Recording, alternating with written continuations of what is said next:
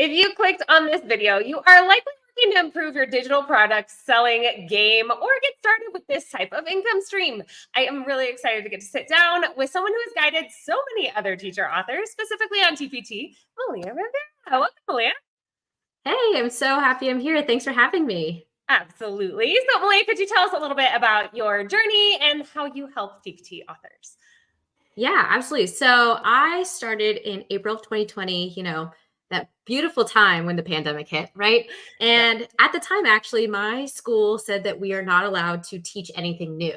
So I was like making all these materials for review and everything, and kids weren't showing up. And I was like, well, I need something else to do. And this kind of turned into a pandemic hobby. People were making bread, I was making teaching resources. There So you go. ultimately, I wanted to help teachers, during this pivotal time, go to virtual learning because that's what a lot of stuff I was making for my students. Mm-hmm. I had no intentions of like making a lot of money on it. The goal really was to help teachers. Mm-hmm. Honestly, I don't think I ever would have thought like this is where I would be 4 years later. It has Yeah. just been a really fun experience so far.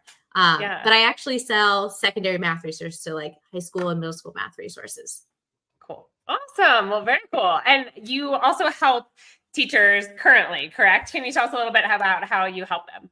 Yeah, absolutely. So I help teachers who want to start and grow their teachers pay teacher store. So I know a lot of people have probably purchased from TPT and they like the material, but you get a new batch of kids every single year and you have to tweak some things and you have to find what best fits your students. So teachers end up making their own things and why not profit off of what you're already creating for your students?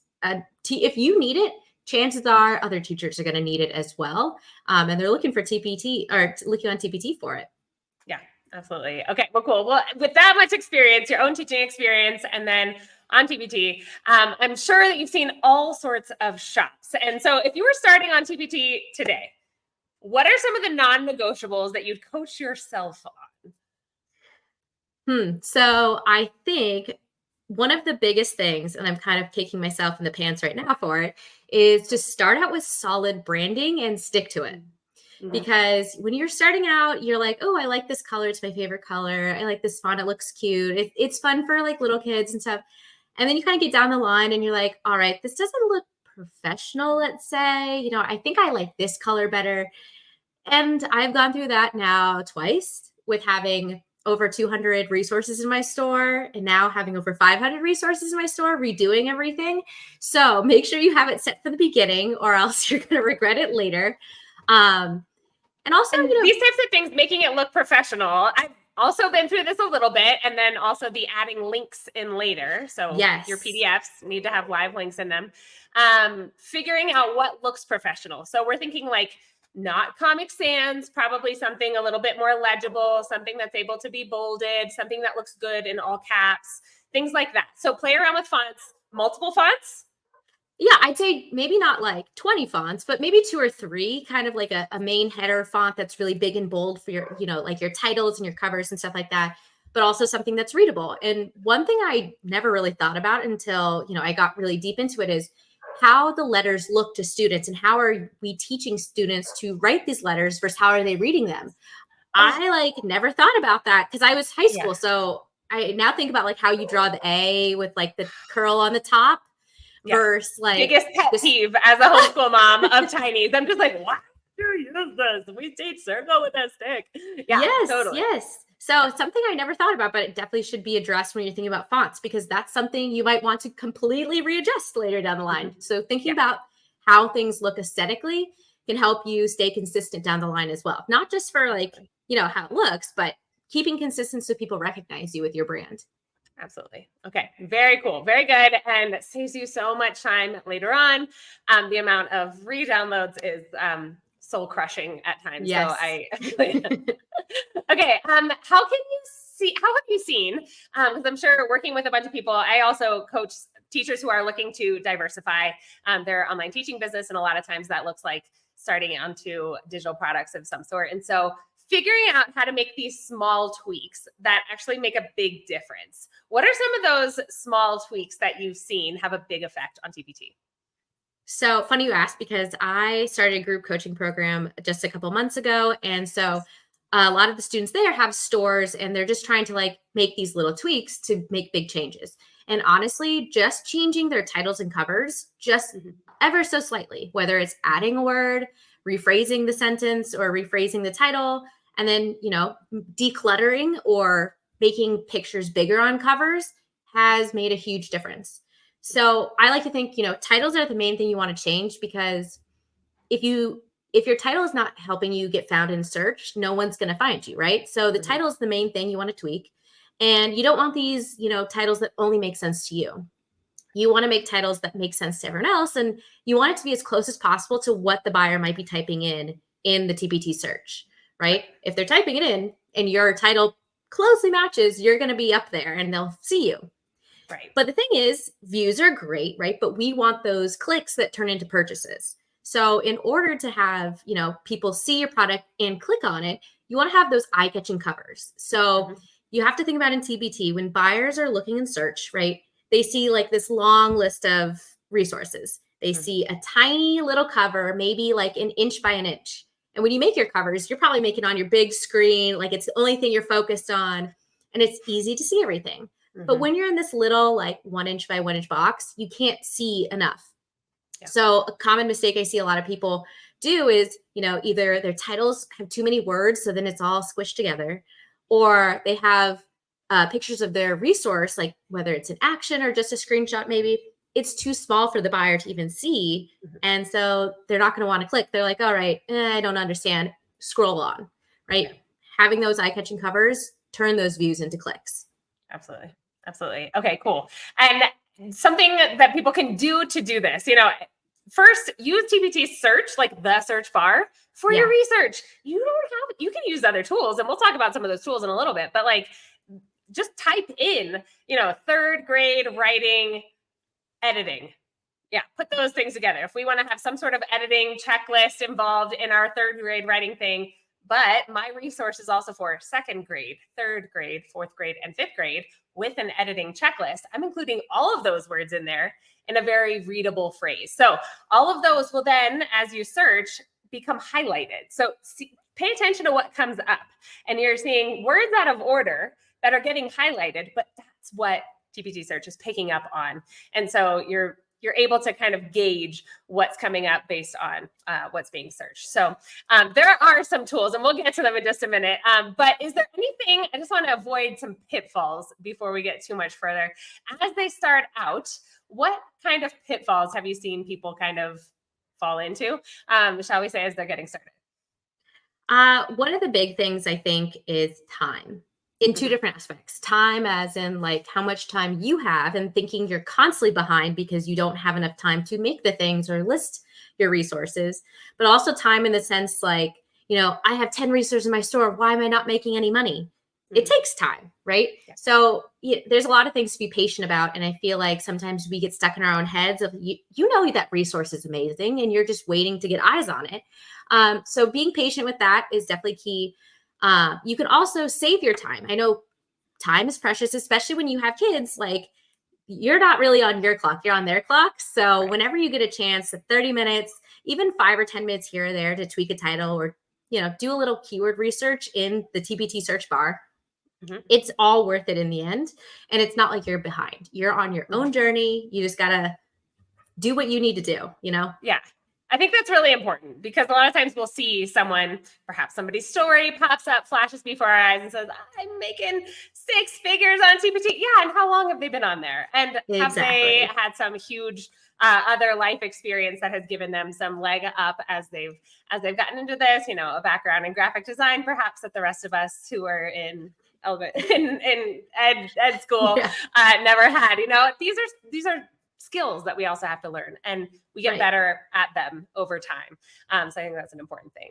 All right, let's go back to workflow a little bit. So I know that I've changed my workflow a bit and used different tools. I look back and wonder what I was doing before. I would just kind of throw something up there and be like, hope it sells. Yeah. But what are some of your like go-to tools and steps when you create a new resource? Let's go from like beginning idea. Hey, I think I should do this. What's your next step?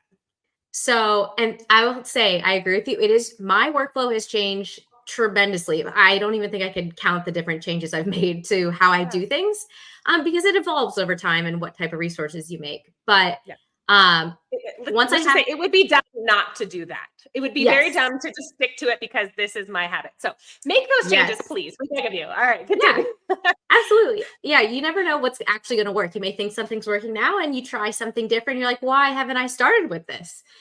Which I feel like we've had those moments for sure. But, once I have an idea, and really what I've been creating, and I think works the best, at least for me and a lot of other teachers that I've worked with, are taking what works for your students. What are you creating for your students? Don't reinvent the wheel. Make that list of, okay, this is the unit. These are the activities. Here's what I want to create. And, I start with a template, right? I try to work in batches so that, I'm making the same type of, maze worksheet, let's say, or the same type of digital activity for the different topics. And that works for me. That way, it's all the same. I just have to duplicate it or reopen the file and put in the problems, make the answer key, and I'm good to go with that resource. I also have templates for, the cover, the terms of use, the thank you page, all that stuff that you need for, all the additional stuff that makes a product. I have templates for all of that. So all I have to do is grab and go, right? That's going to save you time. And something I wish I did, that was one big change I made, is using templates and trying to make them as efficient as possible. And I think people might underestimate the amount of time that takes at first, because like a terms of use page, and again, maybe another thing to do is go through TPT, find things that are useful to you, look at people's freebies, look at their terms of use pages, and see what is eye-catching. Is it colorful? Is it just black and white blocks of text? Are there links on there? Are the fonts all the same size, or are they clearly just thrown together? And so there's a lot to be said for some design there and creating that terms of use page, as well as maybe an upsell page showing some of your other products that you're linking in there, and showing some bundles where they can find this product. So all of those take just a second. And creating in batches too is really important. Yeah, even if you have a template, it's going to take you time. It's not like I can churn out a resource I can churn it out in like a day, a couple of resources, but that's because I've been doing this so long and I have all the templates and, the workflow that I've been doing. It's like, it's like the back of my hand kind of thing. So, but once I get it up, I try to, before I list on TPT, I want to have the cover. I want to have thumbnails, all 3 thumbnails, right? You can't just have 1 or 2. And also a preview. I try to make PDF previews before I do any kind of video preview. And then I try to upload it all at once. So whether I've made 1 resource or like 10 in a product line, I try to get them all up at the same time. So I'm doing that same repetitive task over and over again, because, with batching, it saves you time, but also it becomes second nature. Yeah. Many fewer mistakes are made that way. I can't tell you how many times, I forgot to put this in there. I forgot to add the teaching duration or whatever. And it's just one more thing to do later. You sent out an email a couple days ago, I believe, with definitions of the different images that we need to have on there. A lot of people refer to the first image as the thumbnail, but that's not really it, is it? It's the cover. We've got some thumbnails, we've got some previews, we've got a video preview. So this knows her stuff, you guys. So if you're not on your email list yet, please hop in there. It's just things that we maybe take for granted. And it doesn't matter if I just leave that blank. No, it's one more thing that could convince a buyer to buy yours. Yeah. And if you're just sitting there hoping, this is one more thing that might convince the buyer. Awesome. Yeah. You'll probably hear maximizing your TPT real estate, right? That is it.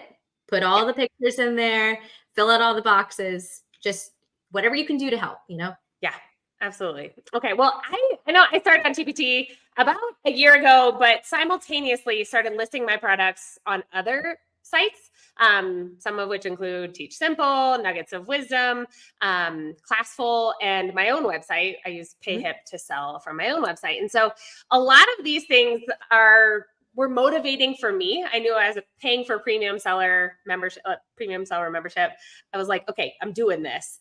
But if I'm going to do this, I'm going to like multiply the eyeballs on my products. I wonder, are Absolutely. you selling off of TPT as well? Any advice to people as they look to diversify or get more eyes on their products? Yeah, so I've actually started doing this about a year ago because, I felt I need to be loyal to TPT. And then Yeah. all the craziness happened. I was like, how do I get more eyes on my resources just in case something happens, right? You never know. You don't own that website. So it's great to have it on your own website, which I do too. I have a WordPress site that I have WooCommerce on. So slowly but surely through whole rebranding thing, I'm adding my resources to there. And then I also started selling on Made by Teachers about a year and a half ago. It's another site. It has a premium seller feature. And, I just put my resources up there. I literally just copy and pasted descriptions from TPT, posted the thumbnails and everything. Didn't really think anything of it. And I pretty much make about $20 to $60 a month with just doing nothing, which, Perfect. that's exactly what we all want. We just want to throw it up there. And instead of crossing your fingers, know that that is going to work. Because, if it's selling like that on TPT, more than likely it's going to work for these other platforms. I know TES is another one that's popular in like the UK and Europe. So that's a good one. I know I haven't explored all of them yet. So some of them you said were new to me. I have to check those out.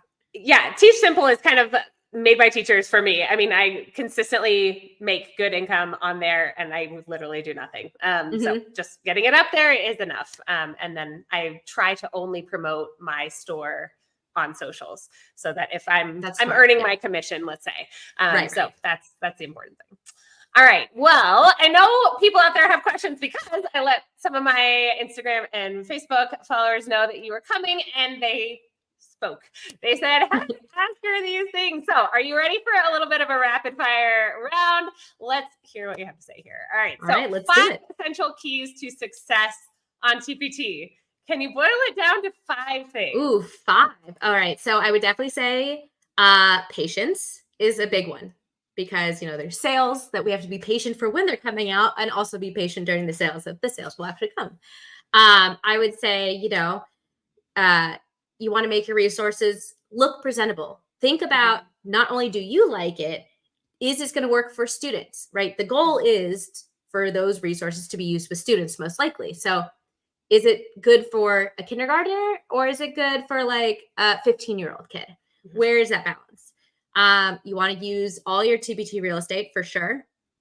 Do your research on your titles. Do your research, whether it's just typing in the TPT search bar and just looking around or using other tools for that. You're never going to waste your time doing research. I would also say, like we talked about before, the eye-catching covers. Those are big. And also I would add that your snippet, which if you don't know what a snippet is, that is the first, like 2 to 3 sentences or first few lines of your description. And that's what's seen in the TPT search. Or if people are in your store, they read those first few lines. That has to really also grab their attention. Maybe they're looking at the cover and then read the snippet and they're like, oh yes, this is exactly what I need. It's just visual confirmation and then the reading confirmation that this is what they want. So make sure that's all set. I think that's awesome. That's 5. That's 5. Perfect. Very good. Okay, cool. Best marketing tools or strategies you use to market your store. We could probably also throw in SEO here as well. So marketing and SEO tools. What do you think? So I would say first with marketing, I have to be honest here. I don't really market my resources outside of TPT. I think I can only juggle so many things, and amen. I try to put my priority on product creation because ultimately if the products aren't being made and put in my store, then they're not selling. So I want to spend my time doing that. And I do sort of market. I have an Instagram account for my TPT store. But there's just so much with Instagram. I don't know. There's a lot to go on. I feel like I'm still learning. So Instagram is great to market and to like interact and, build that teacher community and get your resources out there.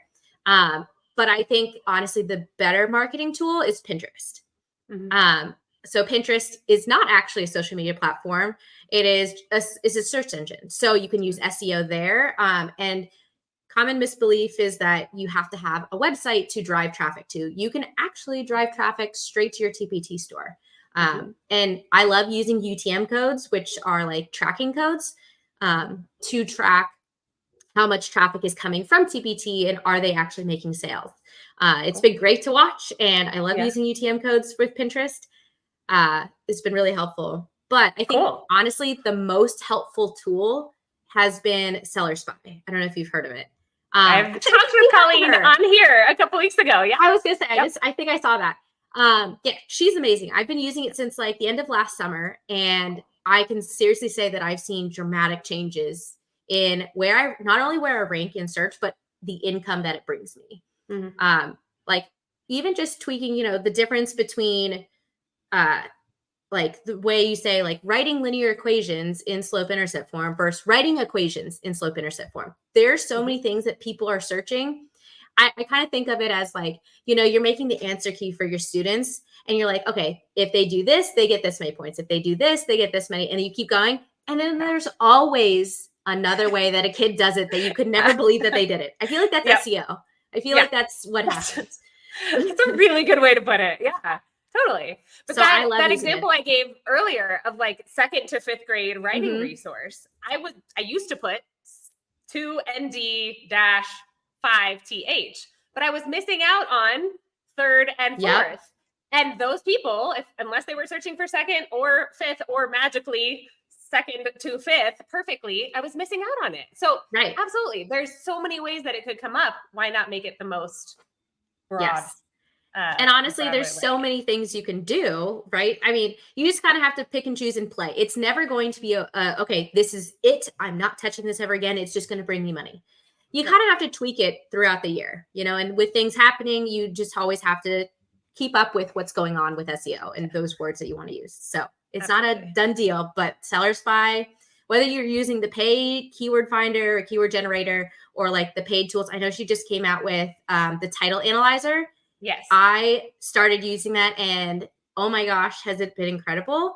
Like just being like, I thought this was a good one. I maxed out the 80 characters. Oh, that ranks not well. Oh, okay, let me change it. Yeah. So it's great. It's very actionable. Yeah, absolutely. And some people might say, I've heard it said, don't change your title because that changes the URL. Your thoughts on that? No, it's SEO doesn't matter. Is more important.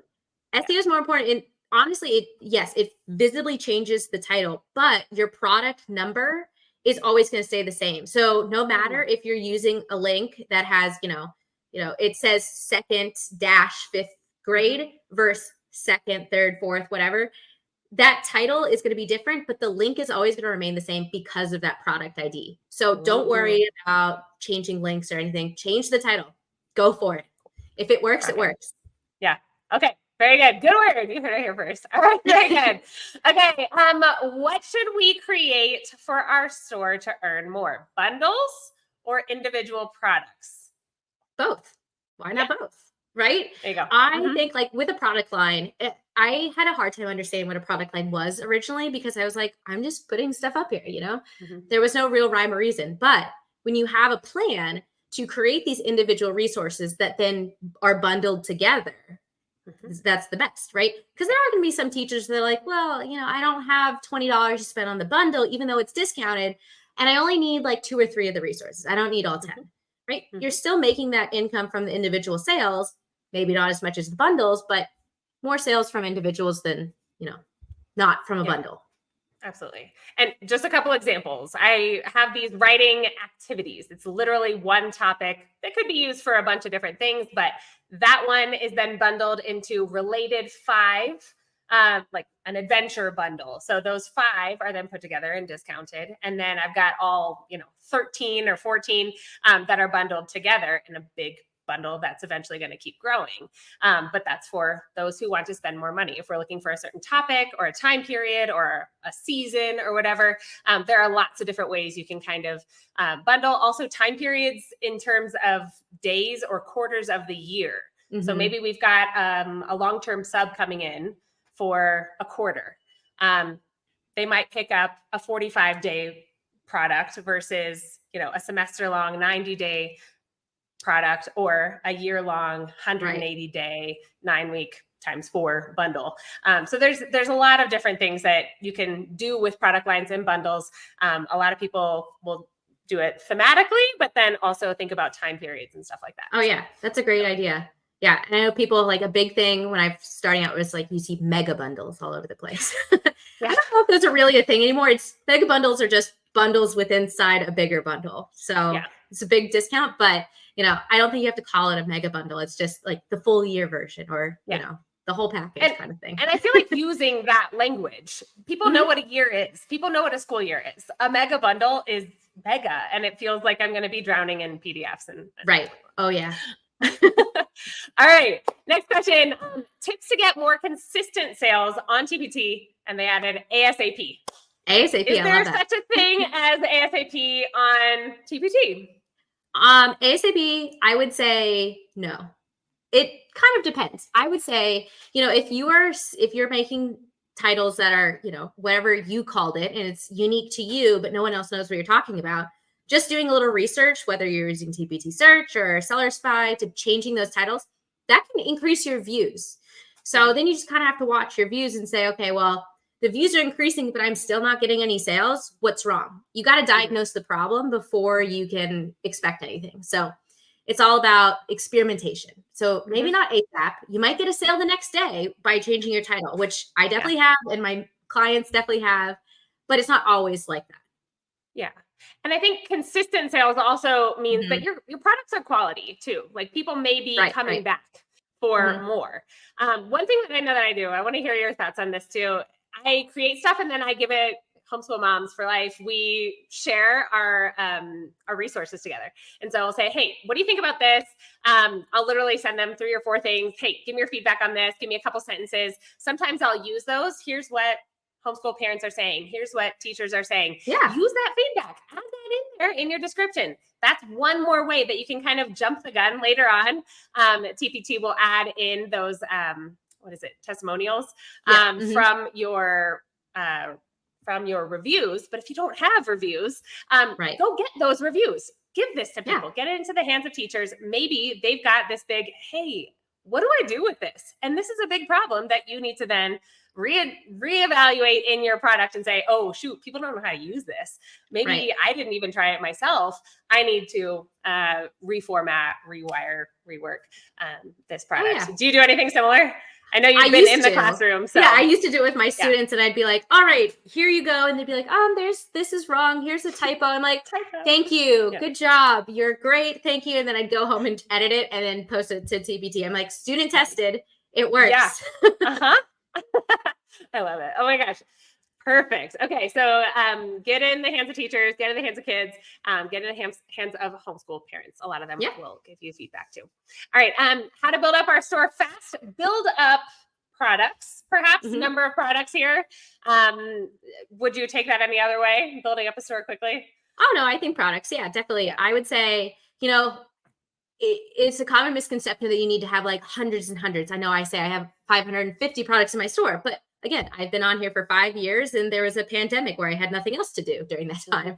So I have all this in there, but all that to say, just because you have a large number of products does not mean it's going to give you a large number of sales. They have to be quality. They have to be, people have to have no like and trust factor with your resources. So I would say when you're building up your store fast, templates, but make sure you're double and triple checking typos, answer key mistakes. We're human. It happens, but you don't want to get that bad review saying, oh, number 7 was incorrect, or, whatever it is. Yeah. No fun. Okay. How to reach a 4-figure income from TPT. Now, I loathe the income touting. You can get this. I got this. Yeah, there's a lot that goes into everybody's story. So talk to me about this, because I know you've got something else going on that you might be able to help people with in terms of a 4-figure income. Yes. So when I started my TPT store in April 2020, I didn't think I was going to make a lot of money, but by the time I spent that summer, building my store, using templates to build my store and add products to it, I was also seeing that, okay, this could make me some real money Mhm. How can I make these better? Like, what can I do to make these more appealing? And again, those are titles, covers, snippets, those things, having previews, doing all these TPT best practices will get you to those 4 figures, right? Mhm. Sometimes it's not always what you think. You may be spending hours on that preview and it does nothing. You just have to tweak it. There's lots of changes to make, but to get to those 4 figure months, I did it within my first 6 months of being on TPT, which is amazing. And I get the touting part of it all, but it goes to show of like, you can do it without having to have this big marketing platform, without having to, have this email marketing system. And, what first needs to happen for those 4 figure months, right, are those consistent daily sales. So I actually have a free training that teaches teachers and anyone that's selling on TPT, who makes resources from their classrooms, how to take that resource that you have for your students and turn it into a TPT product.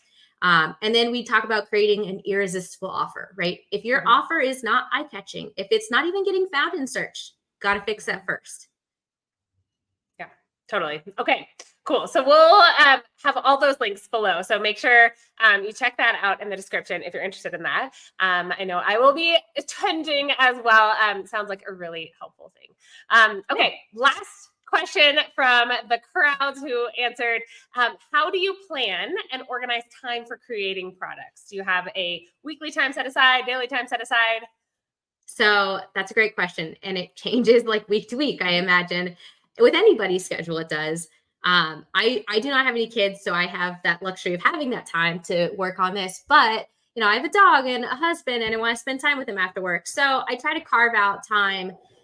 Maybe it's a couple hours a week, but I mostly work on the weekends on my TPT store, especially when I was in the classroom. Now this is my full-time gig, as well as helping teachers start and grow their TPT stores. So I have more time to work on it. But you don't need to spend. You don't have to stay up all night working on TPT, right? As if you can block out your time, you can spend 30 minutes here, 45 minutes there, an hour over there. Just do it. I have a list of things, and this is what I talk about with a lot of my clients: is that have a list. These 4 things could be done if I had 10 minutes. These are the things that could be done if I have 30 to 45 minutes. Here's the things if I have just an hour. And then when you have that time, I'm going to edit my description. That takes 30 minutes to a couple of them. Do it. Because half the time you're like, what should I do? I don't know what to do. And then you waste time. Yeah. So absolutely. Oh, I love that. No, totally. I am absolutely a time blocker. I would say also add, just put your phone away. If this is oh my gosh, TPT time, make it TPT time. Put the phone away, close the other tabs, open a new window, whatever you need to do to keep the visual field clear.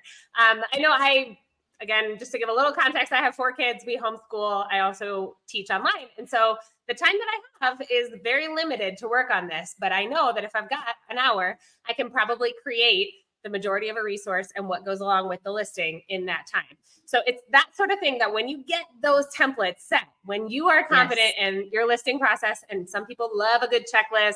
I love Google Keep. And I've just got those little check boxes that I can reset every time. That's something that's going to save you a lot of time going back and fixing later as well. So very good. All right. Fantastic. I think we've got all those questions. Anything else you think we missed? Oh, I don't think so. I think those are great.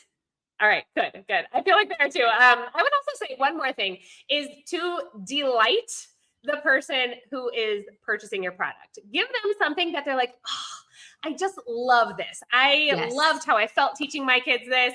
I loved how my kids felt after they walked away from this. I know I get to do this and develop these with my kids. And so a lot of the things that I'm creating recently are from my kids and their own imaginations. And then they get to try it out. And when they walk away going, yeah, I loved my story. Hey, I love my writing journal. I'm like, good. I hope other kids will too. But that's the type of thing that you want teachers to walk away from, because it's going to bring people back to your store. So something to go on. All right, cool. So thank you so much for your insight today. I love getting to hear all these different facets of TPT life and, our personal lives as well, because it does take away perhaps from other things, but it can also bring a lot too when we balance things well. So awesome. Malia, where can people find you if they would like to follow you? You guys go say thank you to her and follow her and maybe hop in on this training. Tell us where people can find out about all that. Yeah, so you can follow me on Instagram. I'm very active there at the Malia Rivera. And I also have a Facebook group for new TPT sellers. It's called Teachers Pay Teachers for Beginners. There's lots of chatter in there. It's very active of people asking questions, and I'm in there a lot answering them. It's great to learn from other people. I also have a website, learn.maliarivera.com, where I have, the free training is there, as well as, some other resources that I have for new TPT sellers. Awesome. Perfect. All right, guys, head over there. All of that will be linked in the description as well. And Malia, as we wrap up, something that we like to hear about here, we are real people as well. So I would like to hear what you're looking forward to in the next 6 months. What do you have going on personally, professionally? You take it where you want to, but what's going on in your life? Well, in the next 6 months, summer is happening. So I am very excited for that. I am definitely a summer beach person. I can't wait to get to the beach and just stick my toes in the sand. But I'm also planning to open my course again and welcome some new members into my course. It's called the New Teacher Seller. So if you are interested in setting up your TPT store for those consistent daily sales, be on the lookout for that. And that way you can get progress going on your store. So for back to school, you can share all of your amazing resources with teachers around the world. Huge. Keep the calendar year in mind, my friends. Okay, perfect. Thank you, Malia. I appreciate it. To those of you watching, I am looking you in the eye right now. Thank you for what you're doing. If nobody's told you yet today, thank you. It's really important. Happy teaching, guys.